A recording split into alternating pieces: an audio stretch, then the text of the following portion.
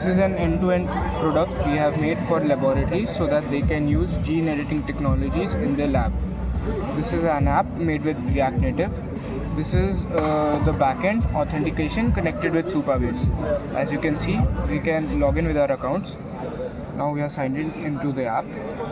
Here you can see here's the home page, and here is the settings section, where we have also included dark mode and light mode themes. Other than that, one more thing we have included is an AI lab assistant, so that it can aid you in any doubts you might have during the whole process.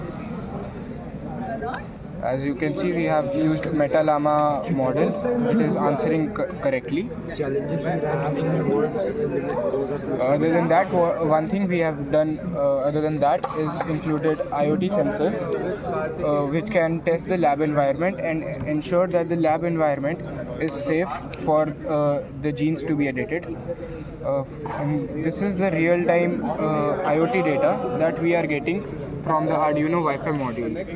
This is being updated in real time so that we can be sure that the environment is suitable. Other than that, this is our ML model, which predicts the edited gene sequence for any mutated gene sequence we give. For example, if we give it